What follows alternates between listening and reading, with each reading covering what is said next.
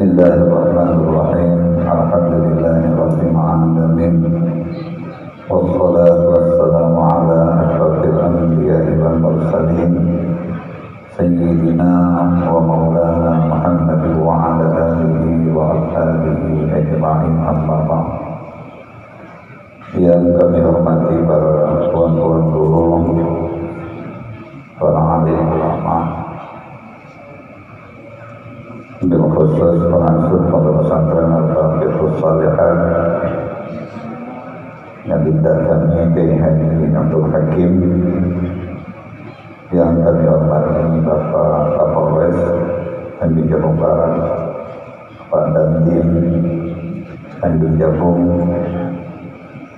hadirin dan hadirat, para santri dan santriwati yang kami hormati. Syukur alhamdulillah senantiasa kita panjatkan kehadirat Allah Subhanahu wa taala pada malam hari yang berbahagia ini. Telah sampailah kita pada 10 tahun yang lalu ayahanda kita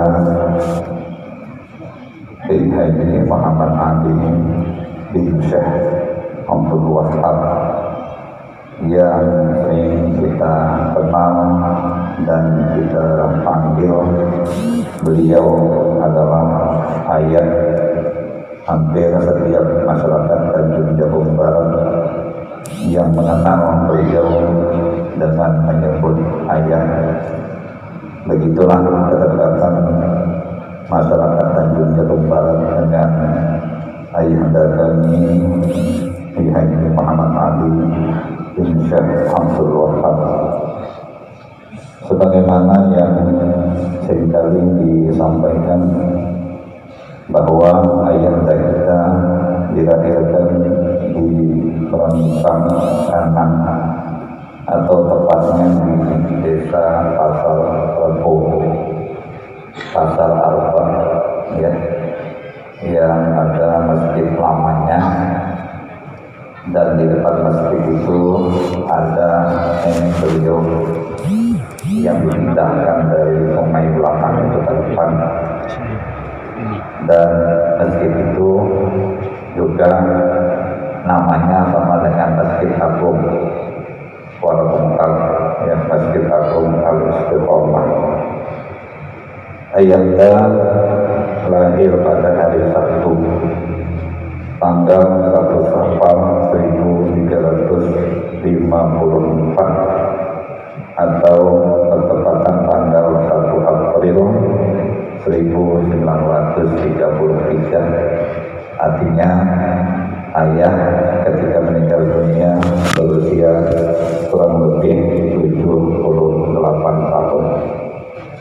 Hadirin dan hadirat yang kami hormati, sebagai manusia biasa, ayahanda dilahirkan dari lingkungan keluarga beliau yang taat dan berilmu pengetahuan. Bagaimana kita ketahui bahwa ayah beliau adalah seorang guru besar, seorang yang taat dan berilmu pengetahuan, serta sangat kuat beribadah kepada Allah Subhanahu wa taala.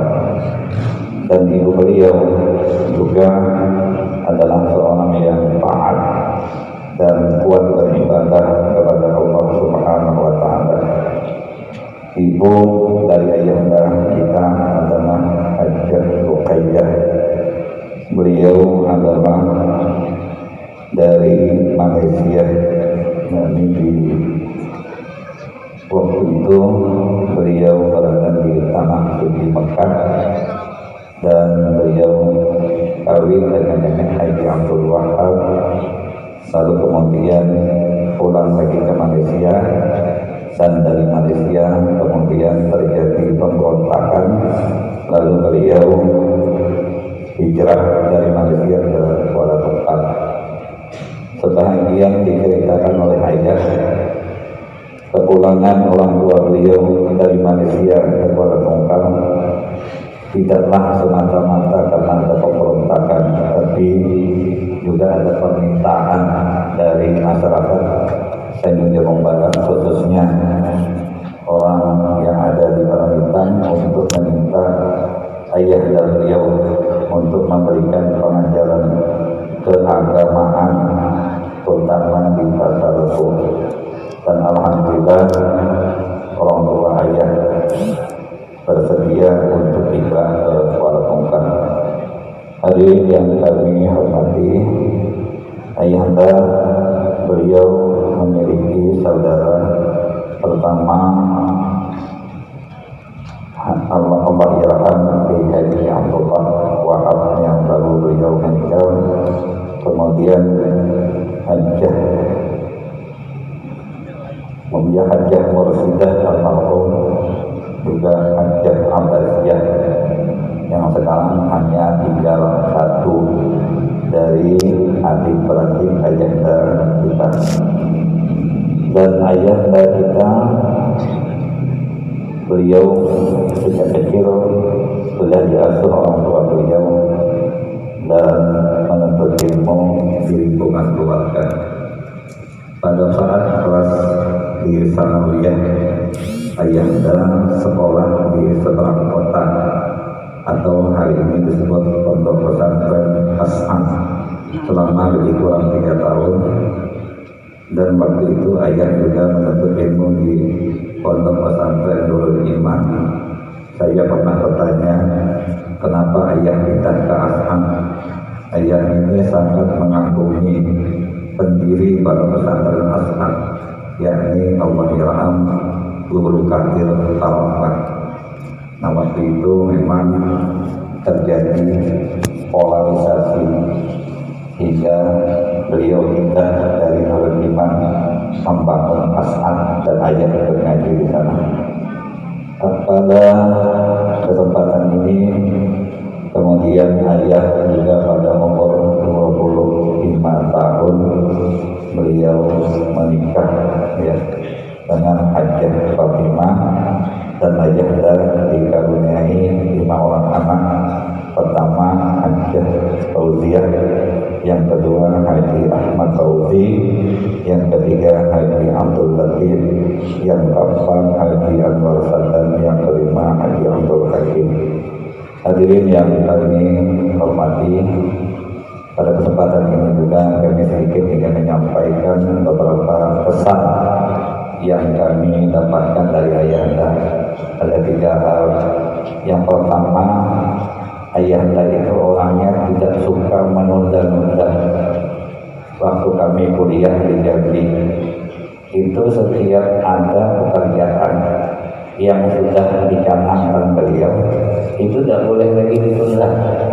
Ya, misalnya kan kalau sudah jadi mahasiswa atau sudah sekolah, itu kan malas untuk mengerjakan, mencangkul, ya, dan memanfaatkan hak.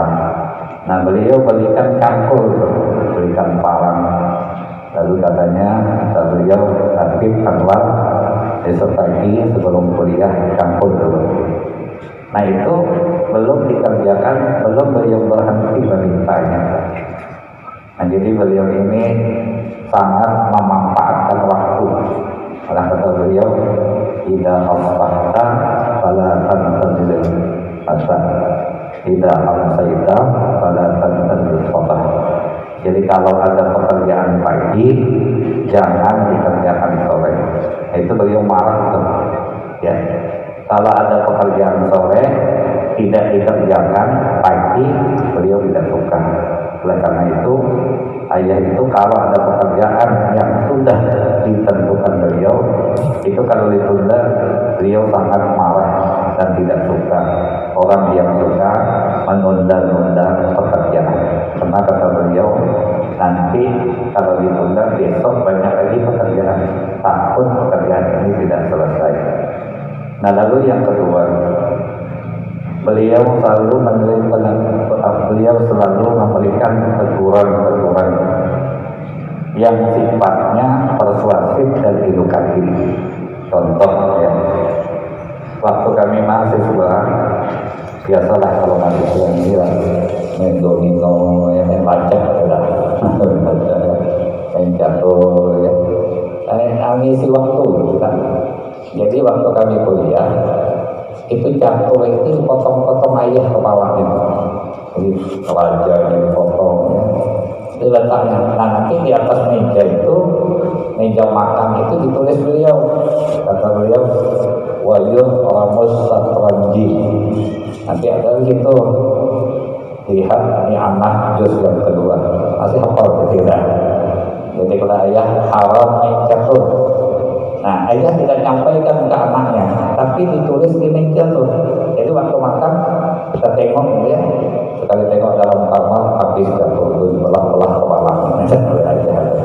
Nah jadi beliau selalu menunjukkan kepada anak beliau dengan cara edukatif, persuasif, sehingga informasi itu bisa didapatkan oleh anak-anak beliau dari ayah.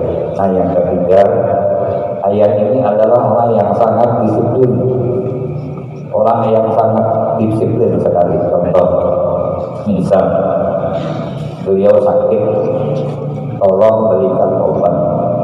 Itu obat kita belikan itu ditulis beliau satu-satu sampai dimamerkan. Kata saya hafal, saya tidak pada beliau tulis. Tapi saya juga tidak hafal. Sampai ke apotek balik ke rumah lupa dua, ingat tiga. Kata ayah, kan suruh saya tulis.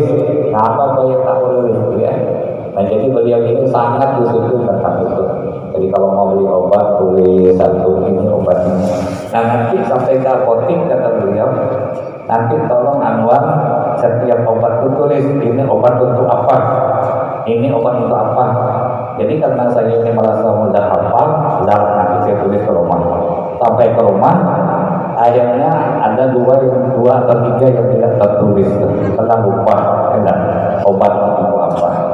Nah inilah yang dimiliki oleh ayah.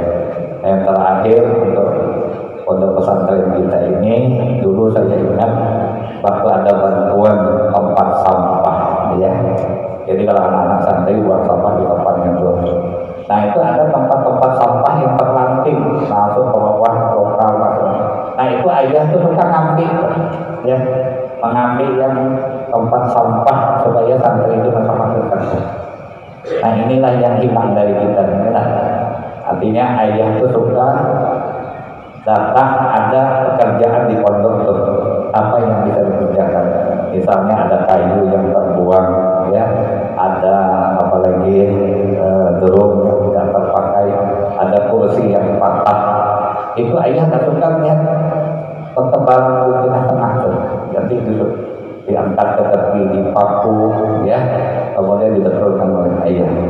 Nah ini pelajaran yang diberikan oleh ayah kita kepada kita, khususnya untuk pesantren Al-Fatihah sekalian. Barangkali demikian yang dapat kami sampaikan.